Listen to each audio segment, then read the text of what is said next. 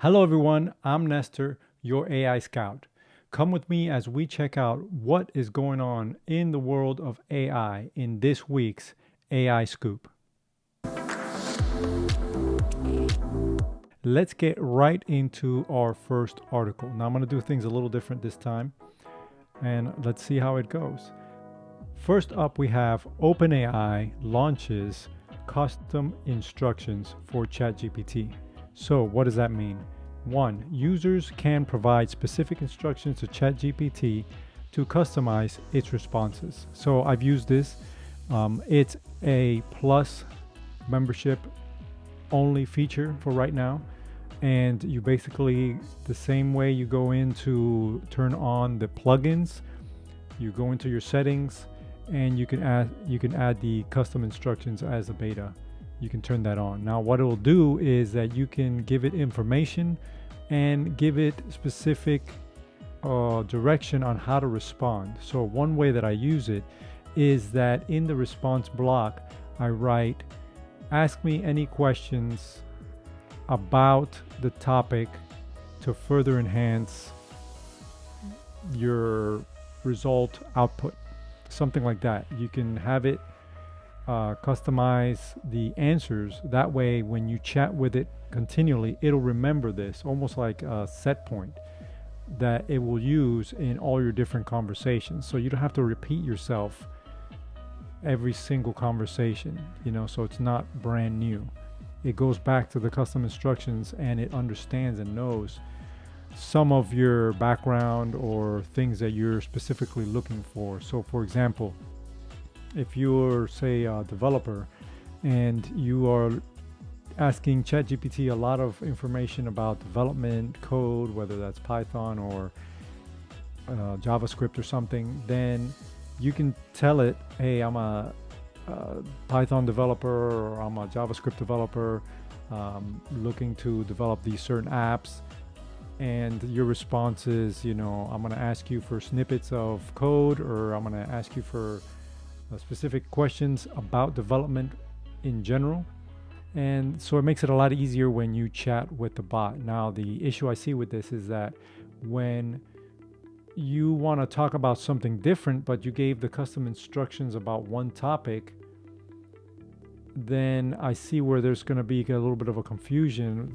The bot is going to be looking at your custom instructions, say about development, and then you ask it about travel.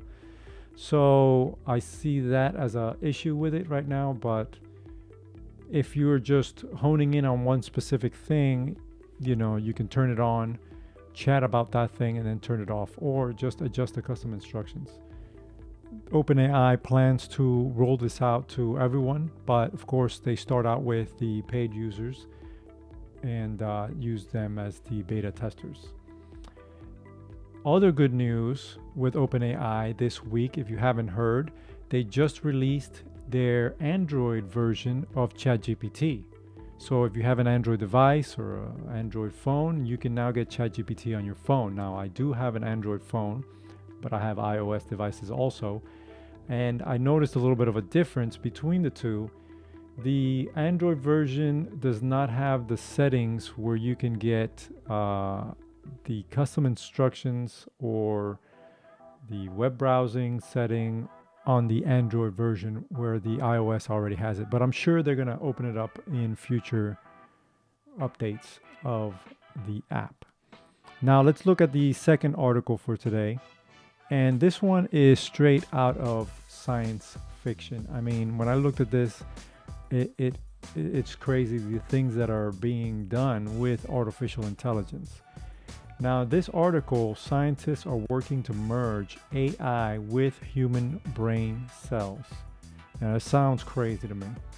But a team of researchers has received a $600,000 grant from the Australian Office of National Intelligence to study merging human brain cells with artificial intelligence.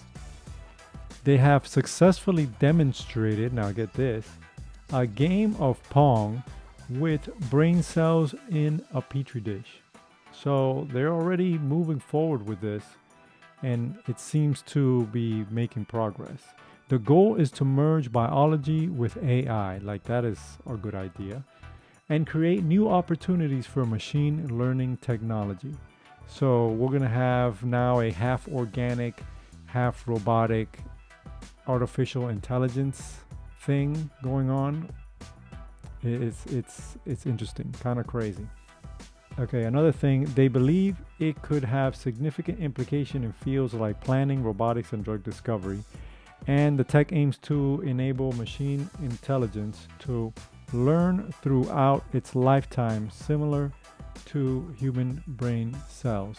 So they're developing it to mimic biological neural networks. So of course the neural networks now that are used are synthetic and they're processed through several algorithms, but they want to very much create a biological neural network so the AI can increase its speed and be more like a human, I guess. The grant will be used to scale up the hardware and methods capacity for AI machines. The researchers plan to grow brain cells in a lab dish called the dish brain system. Now that sounds lovely. I think in the next 10 years, the things that we're going to see are going to blow our minds. We're going to think we're living in one of these sci-fi movies.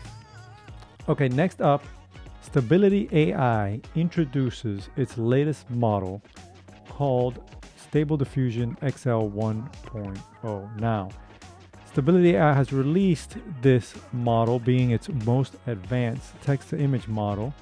This model will deliver more vibrant and accurate colors, better contrast, shadows, and lighting. It can generate full 1 megapixel resolution images in seconds. The model is customizable, capable of complex design and natural language processing prompts. So they say it supports advanced text generation and legibility, as well as in-painting, out-painting, and image-to-image prompts. Now, they have a couple concerns. The open source version of Stable Diffusion XL 1.0 can be used by bad actors to generate harmful content. And they have taken some steps to mitigate this by filtering some of the training data and implemented warnings and blocking measures. Stability AI is releasing a fine-tuned feature in its beta for this API.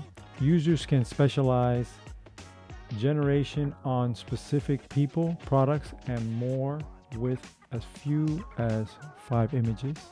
And Stable Diffusion XL 1.0 is now available on Amazon's Bedrock. The company aims to collaborate with AWS to provide the best solutions for developers and clients. So Stability AI is definitely making some strides and trying to expand their business and their footprint as being one of the main providers of image generation. Though you can get from Shutterstock, you can generate images. You can generate images from Midjourney. But Stability AI does have an app for your iOS and Android device where you can do basic image generation and many other things with their models. So they're definitely advancing pretty quickly. Now for the next article, which is something that I knew this was coming, but Amazon plans for Alexa to bring generative AI into your home. So obviously they have Alexa, they have the microphones, they have the cameras. It wouldn't be hard to integrate a generative AI model into this space. Now, they are working on probably an Alexa AI or whatever they're going to call it.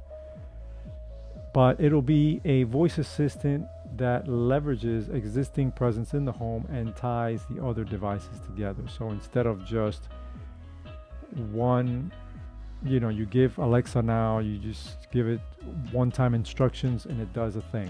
It's very narrow field, very primitive, as you would say, as far as AI goes. It is part of AI, but it's a very narrow field AI.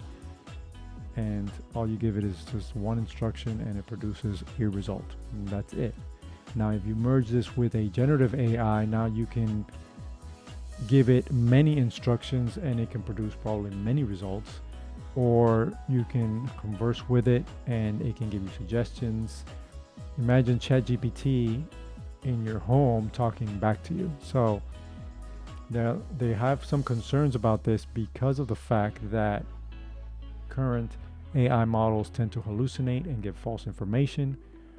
And the other thing is that if it's integrated with devices, now you're giving the AI the ability to control certain things in your house.